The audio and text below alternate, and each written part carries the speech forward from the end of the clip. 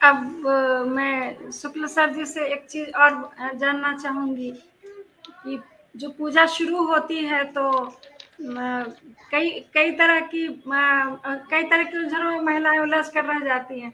बहुत तरह की बातें फेसबुक पे, यूट्यूब पे और सारी जगहों पे आती हैं कि धनवंतरी की पूजा हो और फिर उनकी कुबेर की पूजा हो, तो इन्हीं सबों की खरीदारी में वो लोग परेशान हो जाते हैं। मूल मूल जो बात है, चार पुरुषार्थों में एक पुरुषार्थ अर्थ है, और अर्थ की सर्व प्रभावी देवी लक्ष्मी है। घर में लक्ष्मी रहे तो परिवार ठीक से चलता है। शास्त्रों ने कहा भी है कि क्षीणे वीतः कह परिवार, यदि धन चला गया तो फिर परिवार टिकता ही नहीं है। तो धर्म का आधार भी धन है और परिवार का आधार भी धन है, और इसलिए लक्ष्मी करनी चाहिए। इस वर्ष दीपावली की पूजा जो मुहूर्त है वो 12 नवंबर को ही दिवाली है, ये ध्यान में रखना चाहिए, क्योंकि पंचांग का को देखने का तरीका ठीक से नहीं जिनको मालूम होता है, वो उदया तिथि और बाकी की बात करते हैं। किंतु यहाँ धर्म सिंधु, निर्णय सिंधु जो दो ग्रंथ हैं, उनमें जो वर्णन है उसकी व्यवहारिक बात मैं बता रहा हूं। 12 तारीख या 12 नवंबर को दिन में 2 बजे के आसपास अमावस्या तिथि आरंभ हो रही है, और ये 13 तारीख को लगभग 3 बजे तक रहने वाला है। तो अमावस्या तिथि को सोमवार भी लग रहा है, इसलिए इस बार सोमवती अमावस्या है। महिलाओं के सौभाग्य के लिए सोमवती अमावस्या है। सोमवती अमावस्या को पीपल के पेड़ के नीचे के कच्चा धागा 108 बार पीपल में लपेटने का विधान है।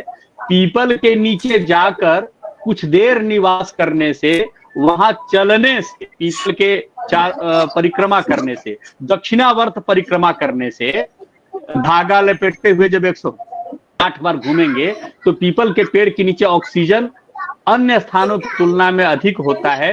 पीपल की छाया की मिट्टी भी बहुत उत्तम होती है, क्योंकि खेती में जो खाद बनाने का चलन है उसमें पीपल की छाया की मिट्टी उठाकर भी खाद में मिलाने का पारंपरिक चलन रहा है। पीपल की गुणवत्ता के कारण ही ऐसी संस्तुति की गई है परंपराओं में। तो सोमवती अमावस्या को पीपल के नीचे जाकर 108 परिक्रमा करने में जितना समय लगता है उतना देर वहां निवास करना चाहिए, विष्णु पूजन करना चाहिए, क्योंकि सोमवती अमावस्या के दिन विष्णु पूरे काल पर्यंत वहां निवास करते हैं, ऐसी मान्यता है। तो ये विष्णु का पूजन है। एक बात और इसमें लक्ष्मी पूजा के लिए बता देता हूं कि ये उस दिन मुहूर्त रहेगा शाम संध्या काल में 5:38 से लेकर 7:35 तक, ये लक्ष्मी पूजन का मुहूर्त है।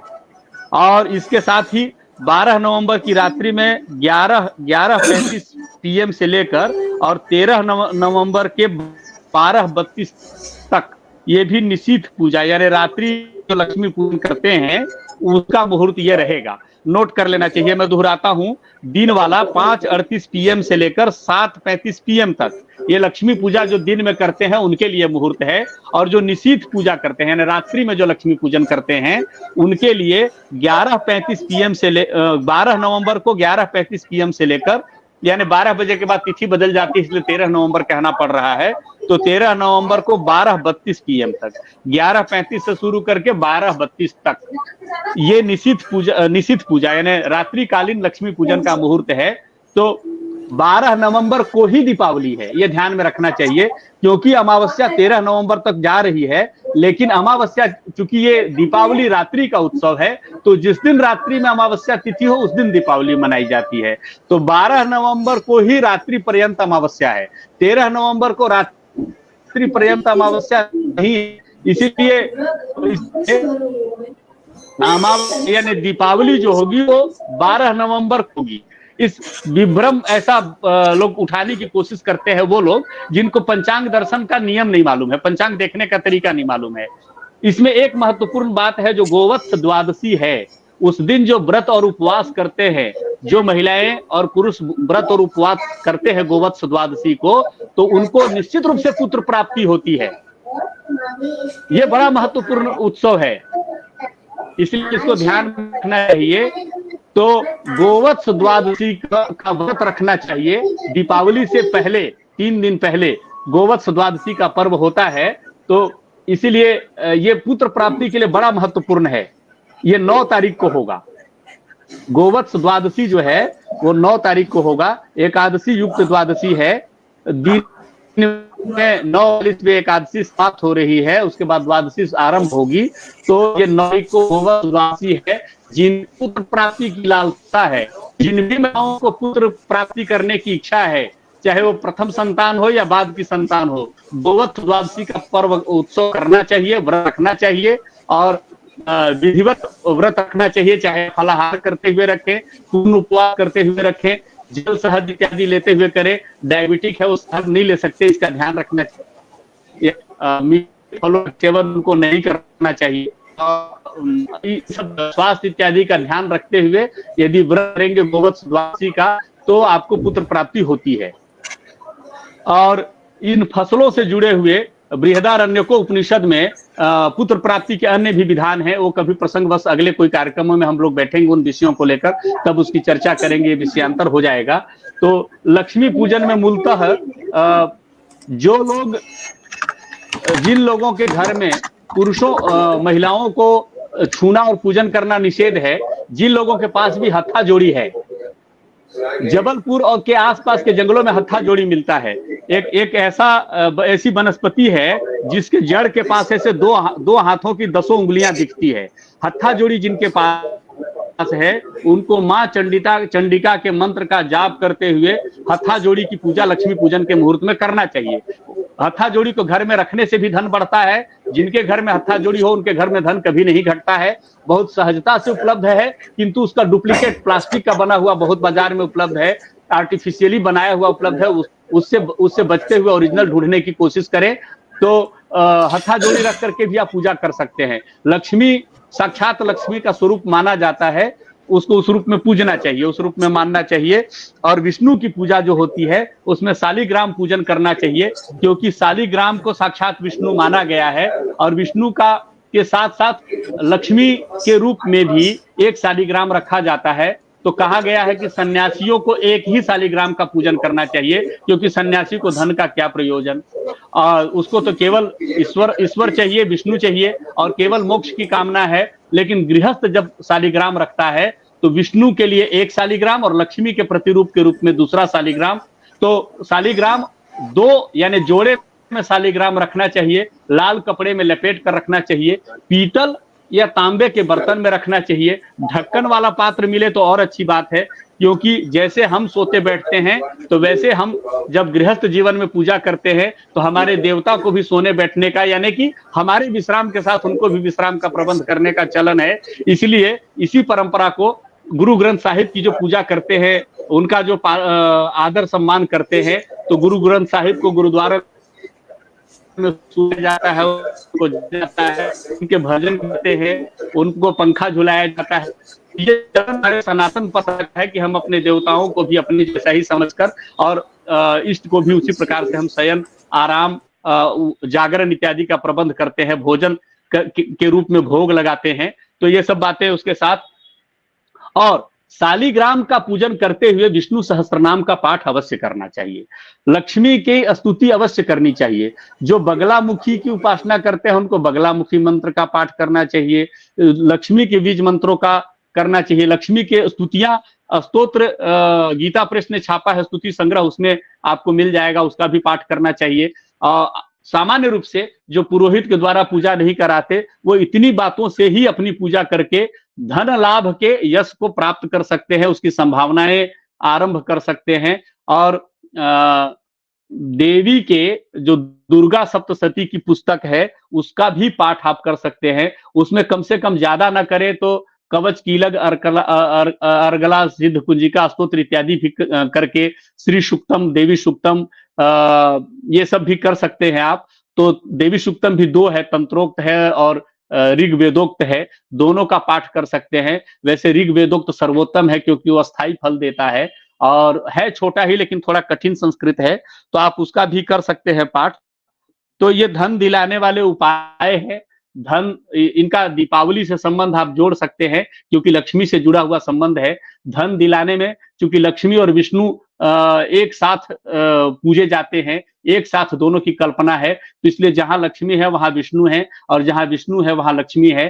तो इसीलिए इस समय जो विष्णु यानी राम, विष्णु के अवतार राम है ना, तो उनके जो परम भक्त हनुमान हैं, तो हनुमान जी का भी उत्सव आता है। हनुमत दर्शन करने का विधान भी दीपावली के दिन है। दीपावली को हनुमत दर्शन करने का भी विधान है, तो उस दिन हनुमत दर्शन भी आप कर सकते हैं। हनुमान जी का जन्म भी त्रयोदशी को धन्वंतरी जयंती के दिन माना जाता है, ये भी एक मान्यता है। तो आप इस रूप में भी मना सकते हैं। हनुमत दर्शन दीपावली को करते हैं और उसके 3 दिन पहले मतलब त्रयोदशी को 2 दिन पहले हनुमत जन्म की मान्यता है। तो ये मेष लग्न में सायं में 4:11 के उपरांत है त्रयोदशी को, यानी 11 तारीख को। तो आप ये भी मना सकते हैं क्योंकि हनुमान जी के को प्रसन्न करने से विष्णु, राम अर्थात विष्णु प्रसन्न होते हैं और विष्णु प्रसन्न होंगे तो लक्ष्मी स्वयं चली आएंगी आपके पास, क्योंकि लक्ष्मी वही निवास करती है जहां विष्णु का सम्मान होता है। तो मुझे लगता है कि ये सब बातें बहुत आवश्यक है। और अन्नकूट मनाने का चलन कुछ क्षेत्रों में तो है, लेकिन अन्नकूट लगभग समाज विस्मृत करता जा रहा है। तो इस दिन नवान्न भक्षण या नए अन्न का, इस सीजन के नए अन्न का भक्षण करने का, चूड़ा कूटने का या उससे धान से जुड़े हुए और भी कई प्रकार के व्यंजन बनाने का उस दिन से आरंभ होता है। तो नया चूड़ा का स्वाद अलग होता है, नया जो धान उससे नया चावल निकलेगा उसके चूड़ा का अलग स्वाद होता है। उसका जो नया अन्न होता है वो पित्त सामक होता है। नया जो चावल है वो पित्त घटाता है, पित्त के रोगों से आपकी रक्षा करता है, गर्मी के रोगों से रक्षा करता है। और गर्मी के कारण होने वाला सबसे भयंकर जो रोग है, जो दुनिया में त्रासदी का रूप लेता जा रहा है, वो डायबिटीज है। तो चावल के बारे में भ्रम फैलाया गया है कि चावल से डायबिटीज होता है, लेकिन आप खुले पतीले में बनाएंगे चावल तो बहुत आसानी से पच जाता है। प्रेशर कुकर में बनाया हुआ चावल बहुत देर से पचता है। तो इसीलिए हेवी, बहुत भारी अन्न डायबिटीज वालों को नहीं खाना चाहिए। लेकिन ये जो ताजा अन्न है ये डायबिटीज वालों के लिए बहुत अमृत समान है, उनके लिए बहुत लाभदायक है। तो कहीं से ताजा धान खरीदकर या ताजा धान से किसी किसान ने चावल निकाला हो तो उनसे संपर्क करके, आजकल किसानों से जुड़ने का एक प्रयास करना चाहिए। शहर में रहने वाले लोगों को आसपास के गांवों के लोगों से संपर्क साध के और वहां से नया अन्न लेकर उसका चूड़ा इत्यादि कूटना, उसके चावल बना के खाना, उसकी खिचड़ी बनाकर खाना, उसका सेवन करने का प्रयत्न कुछ दिन करने से, चूंकि पीछे जो उमस वाला समय रहा है, उस उमस वाले समय के में जो शरीर में रोग उत्पन्न होते हैं वो अगले 2 महीने में प्रकट होते हैं। यानी उस समय के जो खान पान के प्रभाव होगा वो इस कार्तिक और अगहन में प्रकट होगा। उससे बचने के लिए नया अन्न भक्षण करने का यह अन्नकूट पर्व है। और अन्नकूट को कई प्रकार के व्यंजन, जब नए अन्न का हम शुरू करते हैं तो हमारे यहाँ चलन है कि हम नया अन्न देवता को अर्पित करके फिर स्वयं ग्रहण करते हैं। तो देवता किसको अर्पित करें? तो विष्णु को अर्पित करें। तो लक्ष्मी पूजन करिए, उसके दूसरे दिन अन्नकूट के दिन विष्णु पूजन करिए, उनको नए अन्न के व्यंजन बनाकर समर्पित करिए। यही एक विधान है अपने आप को धनवान बनाने का, लक्ष्मीवान बनाने का और विष्णु के आशीर्वाद और उनके विभूतियों को प्राप्त करने का। बहुत सुंदर जानकारी आप लोगों ने दी। और मुझे लगता है कि अब समय समाप्त हम लोग करें। हाँ, समापन किया जाए। हो गया। लोगों के मन में जो भी भ्रांतियां थी वो सब दूर हो गई होगी। मुझे लगता है कि श्रोता वगैरह जितने होंगे, दर्शक होंगे, उन लोगों को काफी लाभ मिला होगा इससे। और फिर हम लोग एक चीज जोड़ते हुए और चलता हूँ जी।